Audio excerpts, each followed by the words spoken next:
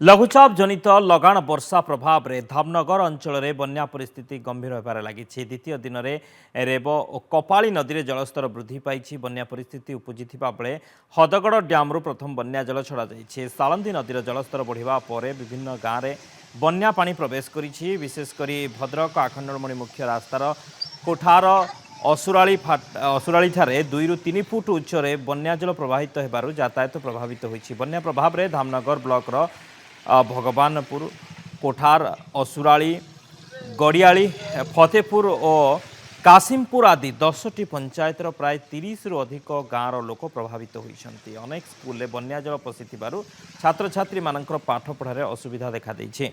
10टी पंचायतर शह शह हेक्टर चाष जमी रे बन्या जल प्रवाहित हेउथिबारु धान तली नष्ट हेबाकु बसिलाणी। आसंता काली श्रावण सोमवार थिबारु आखंडमणि पीठ को जलाभिषेक करिबा पई हजार हजार काउडियांकर समागम हेबो।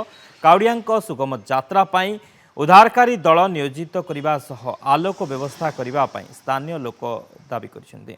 बाबाजी पाड़ी आरडी रिपोर्टर आम सहित फोन लाइन जोड़ी होइछिन्ती। बाबाजी, बन्या परिस्थिति वर्तमान केमती रहिछि धामनगर अंचल रे? देखो शक्ति आज जो बन्यार स्थिति रही बन्या धीरे धीरे गंभीर होगा लगी जेहेतु हदर डैम खोल प्रथम जल बन्या जल छाड़ी सालंदी फुलबार उठी अंपटे जो रेब और कपाड़ी नदी द्वय गत 2 दिन है बन्या जल प्रभावित हो सीधा सड़क भाव जो आखंडमणि भद्रक मुख्य रास्तार कोठार असुराल निकट में 2 ରୁ 3 फुट उच्चर प्रभावित होती जहाँकि यातायात बहुत असुविधा हो छोट बड़ गाड़ी जबार असुविधा हो। देखा जदि धामनगर ब्लॉक जो तलिया अंचल भाव परिचित जो कासिमपुर बोड़क असुराली फतेपुर आदि 10टी पंचायत बर्तमान जलान बही शह शह हेक्टर चाष जमी बर्तमान जो धान तली पकई सार पकई था किछ दिन पर जो धान रुआ बेषण होता बन्या जल बुड़ी जाइए। देखा सीधा सड़क देखा जदि अनेक मान तलिया अंचल बन्या जल प्रभावित हो गाँ रास्ता साई रास्ता बुड़ी जाइए। यातायात लोक मैंने बहुत असुविधा सम्मुखीन होती।